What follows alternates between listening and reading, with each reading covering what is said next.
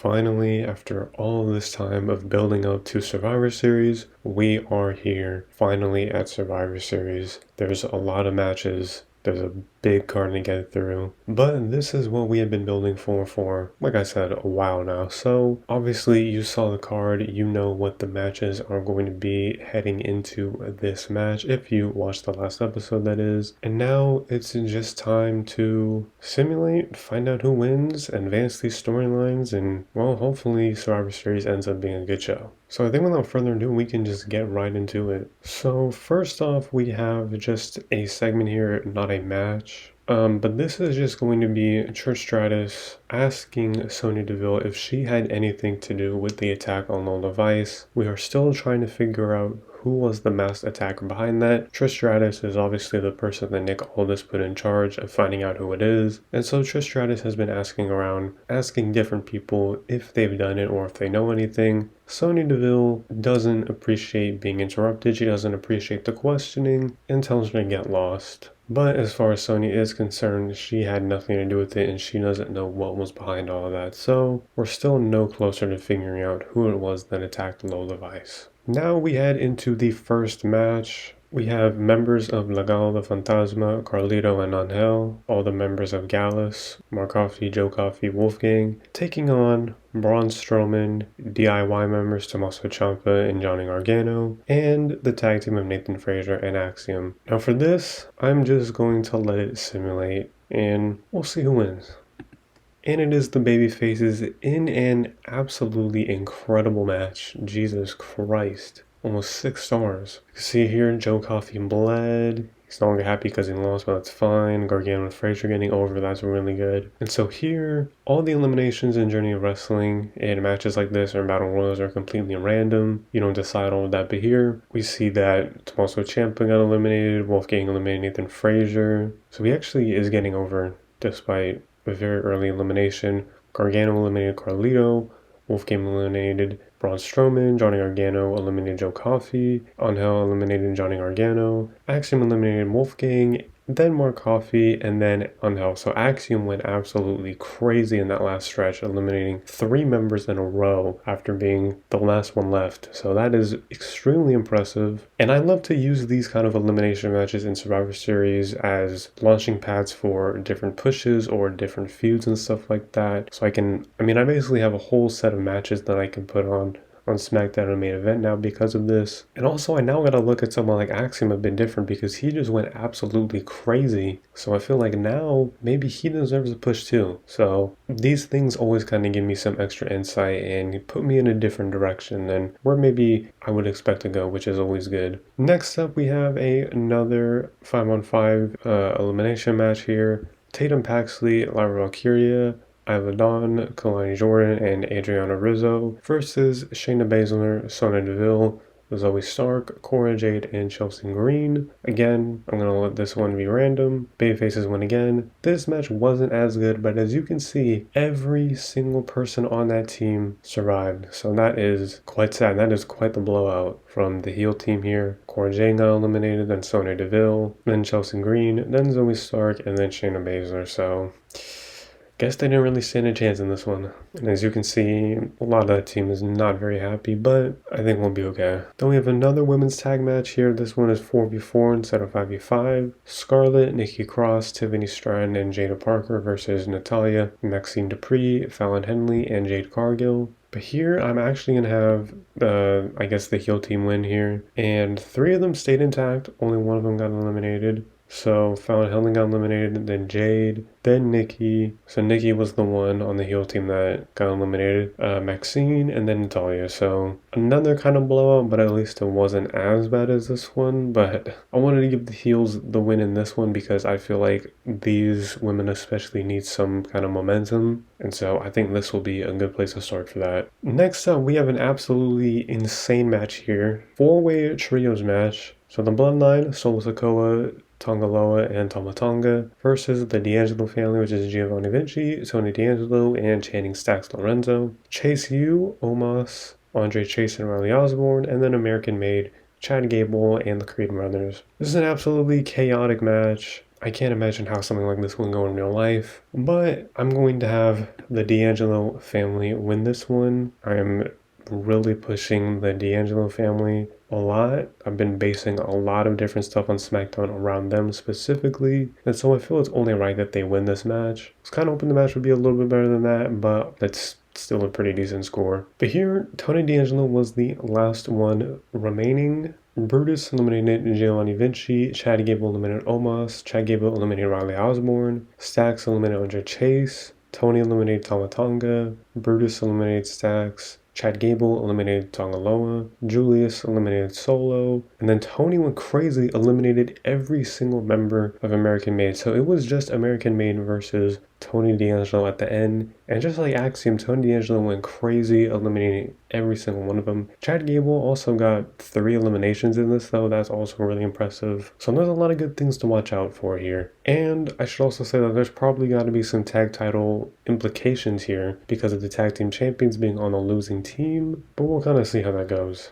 And this feud between the Bloodline and D'Angelo family got hot, so that's good. Next up, we have a U.S. title match, LA Knight versus Obafemi. Obafemi has been getting the number of LA Knight repeatedly over the last few weeks. But I'm going to simulate this one because I think this is interesting. It either could be too soon for Obafemi or it could not be soon enough. So LA Knight isn't going to retain, but the rivalry still lives on, so this is not going to be the end of Obafemi at all. If anything, just a minor setback. And I think eventually we will see Obafemi win this title, but we'll have to see. 4 stars is pretty good. Next up, we have a little talk show portion. I did not want to put Roman Reigns and Gunther in a match. I didn't want to have their title match be just yet. I'm going to wait a little longer. So I wanted to at least put them on the card, have them do something. And I figured I might as well have them doing like a little talk show. They can just talk out their problems with each other, probably get into a brawl since it's a talk show after all. And overall, it seems like this segment was pretty effective. I just used one of the retired managers here on the roster, Ted DiBiase. He's over. He has a lot of popularity, so I figured, yeah, he'll be good in this spot. But that's pretty much all there is to this. It's just further building up Gunther and Roman Reigns before they have their inevitable match. And yeah, that's really all that there is to that. Now here is an interesting match. We have a triple threat match.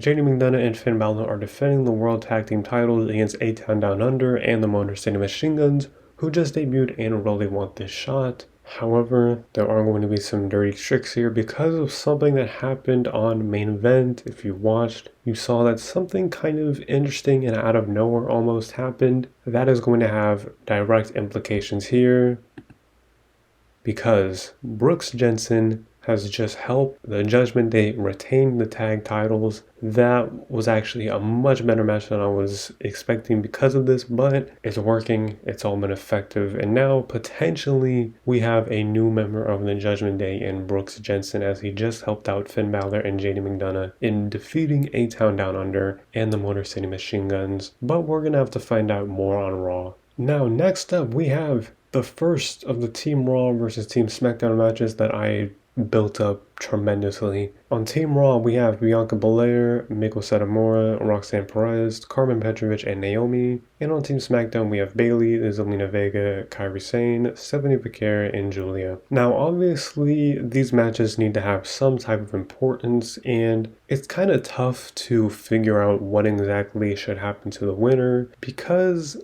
there's not always going to be one survivor. And I was also thinking about maybe there can be some Royal Rumble implications, but again, in this game, there's no way that you can actually influence the Battle Royal besides just picking the winner yourself. So I figured that's not going to work. So I figure the best way for me to decide something cool is that whoever is the last survivor will get a world title shot. And if there's multiple survivors, then they're going to have to battle out for who will be the number 1 contender for the world title. And I think that's only fair. But I'm also going to be looking at people who maybe got a lot of eliminations and, stuff like that, so that there's other ways for other people to get something out of this besides just if there's one survivor only. But who knows, we could see them blow. We could see all 5 people of one team win, and then they all get to have a 5-way match to decide who competes for the world title. So without further ado, we are letting this one also be completely random.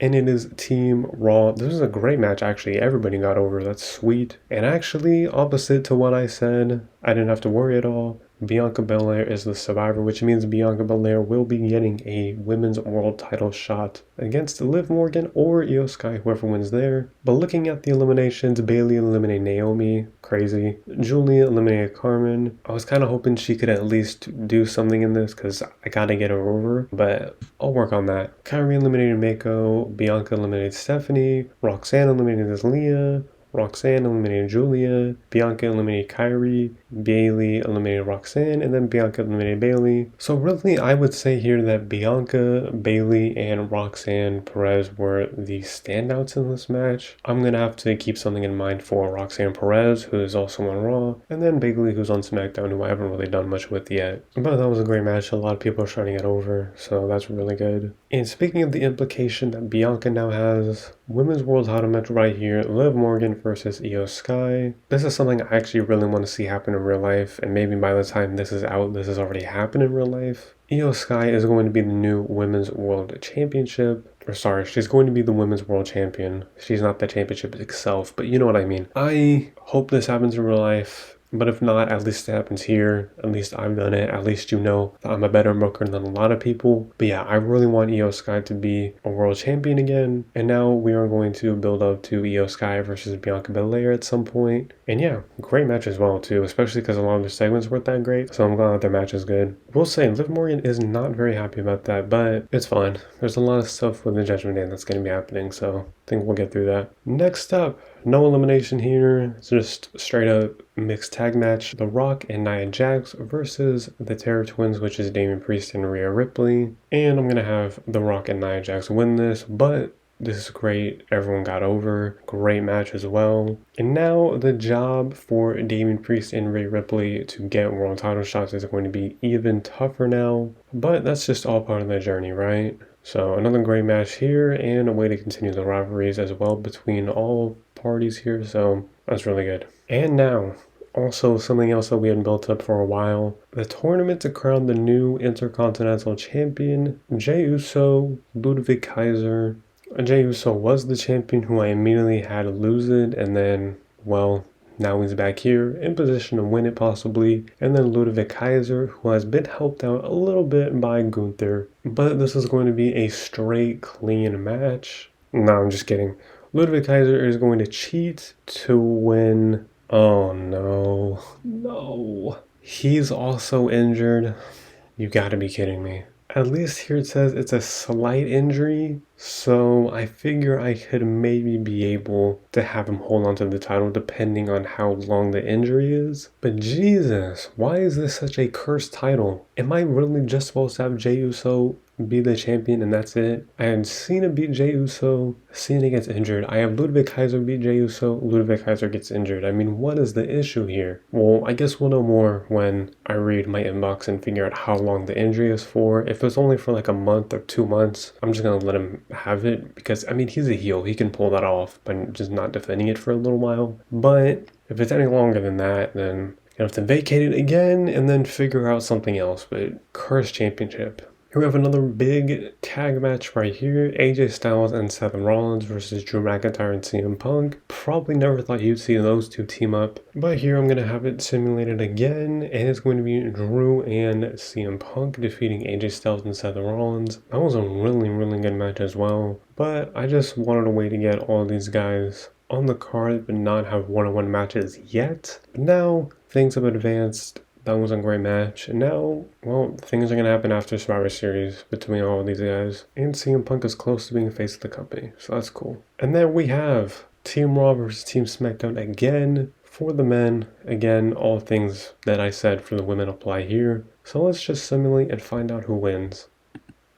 And it is going to be Raw again. SmackDown just got decimated in this. Although at least they put up a better fight with the women. Because here, 3 people from Team Raw survived. So now there's going to be a triple threat match to decide a contender for the World Championship. So Jacob Fatu eliminated Santos and Bronson Reed. Kevin Owens eliminated Dragon Lee. Dominic eliminated Montez, but then Sami eliminated Dominic. The Miz eliminated Kevin Owens, and then Braun Breaker eliminated The Miz. So, I mean, I'm not going to say there's a lot eventful about this, but Jacob Fatu did get 2 straight eliminations right off the bat, which is cool. But yeah, Sami Zayn, Braun Breaker, Jacob Fatu, I mean, that just sounds like an absolute banger. But it's going to be interesting too because Roman Reigns has yet to receive his shot for the world title. And then obviously these 3 are going to be competing for a world title shot. So there's actually quite a lot there, especially too if Jacob Fatu were to win or Sami Zayn. Roman Reigns has a lot of history with those guys. So that'll be pretty interesting to see what's going to happen there.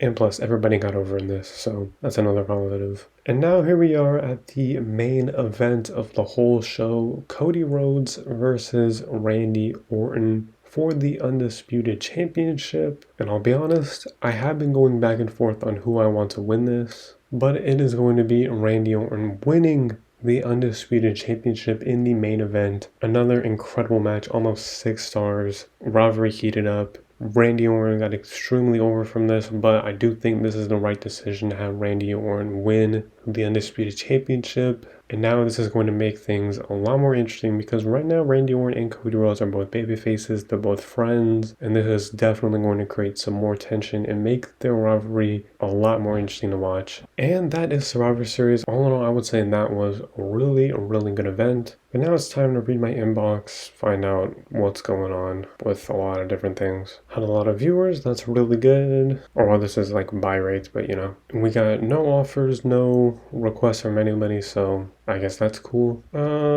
Nothing really interesting here. The Atlantis got popular, that's cool. Now the injury. Ludwig Kaiser saying he can wrestle through it. It's a 1-month injury. Alright. Things are not as cursed as I thought they would be. I don't have to vacate the title or anything like that. I can hold Ludwig Kaiser off for a month. So we can end this on that little bit of good news there. An amazing show and all that. And now we're looking forward to the next editions of Raw, SmackDown, and Main Event. Let me know down below what you thought of Survivor Series and what you want to see happen or what you think might happen. Also, let me know down below what else you'd like to see me talk about on this channel. Like the video, subscribe for more videos, and yeah, thank you for watching.